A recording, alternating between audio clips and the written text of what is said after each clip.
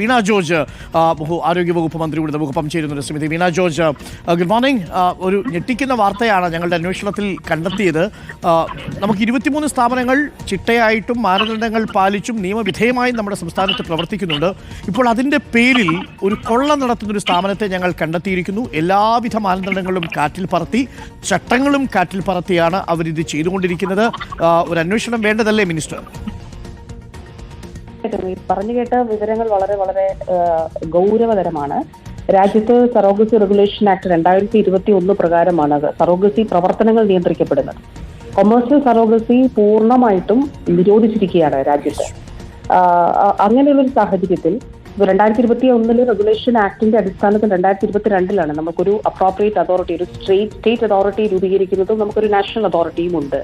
അപ്പൊ ഈ പറഞ്ഞു കേട്ട വിവരങ്ങൾ വാസ്തവത്തിൽ വളരെ ഗുരുതരമായിട്ടുള്ള കുറ്റകൃത്യമാണ്. നമ്മുടെ സംസ്ഥാനത്ത് 23 സറോഗസി ക്ലിനിക്കുകളാണ് ലൈസൻസ്ഡ് ആയിട്ടുള്ള.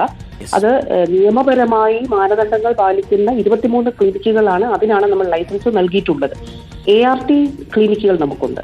ART ക്ലിനിക്കിൽ ART1, ART2 എന്ന് അവരുടെ സേവനങ്ങൾക്കനുസരിച്ച്, ART1 എന്ന് പറയുമ്പോൾ ബേസിക് ലെവലായിട്ടുള്ള കാര്യങ്ങളാണ്. ART2 എന്ന് പറയുമ്പോൾ കുറച്ചുകൂടി ഹൈ എൻഡ് ആയിട്ടുള്ള പ്രവർത്തനങ്ങൾ നടത്തുന്ന ART ക്ലിനിക്കുകൾ, അസിസ്റ്റഡ് റിപ്രൊഡക്റ്റീവ് ടെക്നോളജി ക്ലിനിക്കുകളാണ്. പിന്നീടുള്ളത് ART ബാങ്കുകളാണ്. അപ്പോ ഇപ്പൊ പറഞ്ഞു കേട്ടത് ART ക്ലിനിക്കിന്റെ ലൈസൻസ് മാത്രമുള്ള ഒരു സ്ഥാപനം സറോഗസി ക്ലിനിക്കായിട്ട് പ്രവർത്തിച്ചു എന്നുള്ളതാണ്. അത് വളരെ ഗൗരവതരമായിട്ടുള്ള ഒരു കുറ്റകൃത്യമാണ്. തീർച്ചയായിട്ടും 10 വർഷം തടവും 10 ലക്ഷം രൂപ പിഴയും ഉൾപ്പെടെ ഇതിന് മാത്രം ചുമത്താനായിട്ട് കഴിയും. അപ്രോപ്രിയേറ്റ് അതോറിറ്റി എന്ന് പറയുന്നത് ആരോഗ്യവകുപ്പിന്റെ അഡീഷണൽ സെക്രട്ടറിയാണ്. അപ്രോപ്രിയേറ്റ് അതോറിറ്റിയിൽ അഡീഷണൽ സെക്രട്ടറി ചെയർ ചെയ്യുന്ന സമിതിയിൽ അഡീഷണൽ DHS ഉണ്ട്. അതോടൊപ്പം ഒരു സ്വതന്ത്ര ലോയർ ഉണ്ട്.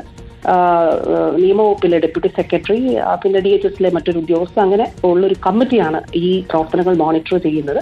അപ്പോൾ തീർച്ചയായിട്ടും അപ്രോപ്രിയേറ്റ് അതോറിറ്റിയെ ചെയർ ചെയ്യുന്ന അഡീഷണൽ സെക്രട്ടറിയോട് ഈ സ്ഥാപനം അടച്ചുപൂട്ടുന്നതിനും നിയമപരമായി അതിൽ അടച്ചുപൂട്ടുന്നതിനും അതോടൊപ്പം തന്നെ നിയമപരമായ നടപടികൾ സ്വീകരിക്കുന്നതിനും നിർദ്ദേശം നൽകും.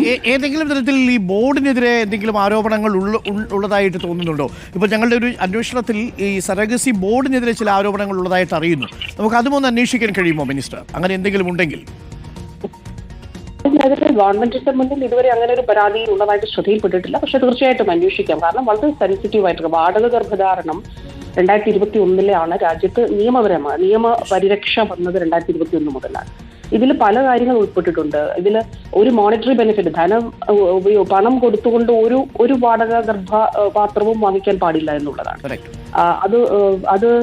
അത് വളരെ കൃത്യമായിട്ട് എൻഷുർ ചെയ്ത് മാത്രമേ ഇതിൽ ഈ പ്രവർത്തനങ്ങൾ നടത്താൻ കഴിയുള്ളൂ എന്നുള്ളതാണ്. അതായത് IVF ചികിത്സ നടത്തിയിട്ടും കുഞ്ഞുങ്ങൾ ജനിക്കാത്ത മാതാപിതാക്കൾ ആ സ്ഥാപനത്തിന്റെ ശുപാർശയോടുകൂടി ഡിസ്ട്രിക്റ്റിലുള്ള DMO അല്ലെങ്കിൽ DMOയുടെ നേതൃത്വത്തിലുള്ള മെഡിക്കൽ ബോർഡിന് മുൻപാകെ അപേക്ഷ നൽകുകയും ആ അപേക്ഷ പരിഗണിച്ചുകൊണ്ട് ഈ കപ്പിൾ ഇതിന് യോഗ്യരാണ് എന്നുള്ളത് അവർ സർട്ടിഫൈ ചെയ്താൽ മാത്രമേ ഈ പ്രോസസ് ഇനിഷ്യേറ്റ് ചെയ്യുള്ളൂ. അത് മാത്രമല്ല ഇതില് അപ്പൊ അങ്ങനെ വളരെ നിയമപരമായി തന്നെ വളരെ വളരെ സൂക്ഷ്മമായ തലത്തിൽ ഇക്കാര്യങ്ങൾ പരിശോധിച്ചാണ് മുന്നോട്ട് പോകുന്നത്. സ്ത്രീകൾ ഇൻവോൾവ് ചെയ്യുന്നത് കൊണ്ടുകൂടി ഇതിൽ വലിയ രീതിയിലുള്ള ചൂഷണം നടക്കാനുള്ള സാധ്യത ഉണ്ട് എന്നുള്ളത് കൊണ്ട് ഇതിൽ പ്രത്യേകമായിട്ടുള്ള ജാഗ്രത പുലർത്തി മുന്നോട്ട് പോകണം എന്നുള്ളത് തന്നെയാണ് സർക്കാരിന്റെ നിലപാട്. ഈ അപ്രോപ്രിയേറ്റ് അതോറിറ്റിയെ സംബന്ധിച്ചിടത്തോളം ചിലപ്പോൾ ഇവർ പരിശോധനകൾ കുറച്ച് ശക്തമായിട്ട് ഈ കാലഘട്ടത്തിൽ നടത്തുന്നതിന് നിർദ്ദേശം നൽകിയിട്ടുണ്ട്.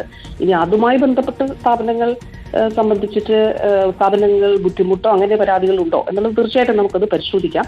പക്ഷെ ഇവിടെ ഈ റിപ്പോർട്ട് ചെയ്യപ്പെട്ടിരിക്കുന്ന കാര്യം അതീവ ഗുരുതരമാണ്. ഇനി ഒരു വിഷയം കൂടി ഇതിലുണ്ട്. അത് എല്ലാവരും അറിയുന്ന ഒരു വിഷയമാണ്. അതായത് ഇത്തരത്തിൽ ലൈസൻസ്ഡ് അല്ലാത്ത സറോഗസി ക്ലിനിക്കുകളിലൂടെ വാടക ഗർഭപാത്രം എടുത്ത് കുഞ്ഞുങ്ങൾ ആ നിലയിൽ ലഭിക്കുന്നവർക്ക് ലീഗൽ പാരന്റിങ്ങിനുള്ള, അതായത് അവരുടെ രക്ഷകർതൃത്വത്തിന്റെ നിയമസാധുത ചോദ്യം ചെയ്യപ്പെടും. ആ കുഞ്ഞുങ്ങളെ പിന്നീട് അവർക്ക് സംരക്ഷിക്കാൻ കഴിയില്ല.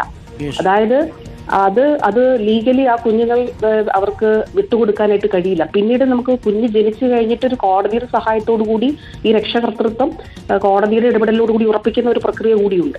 അപ്പൊ ഇതൊക്കെ എങ്ങനെ സംഭവിച്ചു ഈ വിഷയത്തിൽ എന്നുള്ളത് വളരെ ഗൗരവതരമായിട്ടുള്ള കാര്യമാണ്. പറഞ്ഞു കേട്ടതനുസരിച്ചിട്ടാണെങ്കിൽ ഇതില് ആൾമാറാട്ടം, അതുപോലെ വ്യാജരേഖ ചമയ്ക്കൽ, ചൂഷണം, ഭീഷണിപ്പെടുത്തൽ, ഇതെല്ലാം ഉണ്ട്. ഒരുപാടുണ്ട്. അപ്പോ ഒരുപാടുണ്ട്. അപ്പൊ ഈ സറോഗസി റെഗുലേഷൻ ആക്ട് 2021 പ്രകാരമുള്ള നടപടികൾക്കൊപ്പം തന്നെ ഈ തരത്തിൽ കൂടി ഇതിന്റെ കാര്യങ്ങൾ അന്വേഷിക്കണം. അപ്പോൾ ആരോഗ്യവകുപ്പിനൊപ്പം തന്നെ ഇതില് നമുക്ക് ഇതിന്റെ ഈ ഭാഗങ്ങൾ കൂടി പോലീസിന്റെ കൂടി സഹായത്തോടു കൂടി കർശനമായിട്ടുള്ള, ഇത് ഒരിടത്തും ആവർത്തിക്കാൻ പാടില്ല, ഇത് നടക്കാനായിട്ട് പാടില്ല. ഇത് ധാരാളം ആളുകൾക്ക്, കുഞ്ഞുങ്ങൾ ജനിക്കാത്തവരുണ്ട്. അപ്പോൾ തീർച്ചയായിട്ടും കുഞ്ഞുങ്ങൾ ജനിക്കണം, വേണം എന്നുള്ളത് എല്ലാവരുടെയും. പക്ഷെ അതിൽ ആഗ്രഹമാണ്.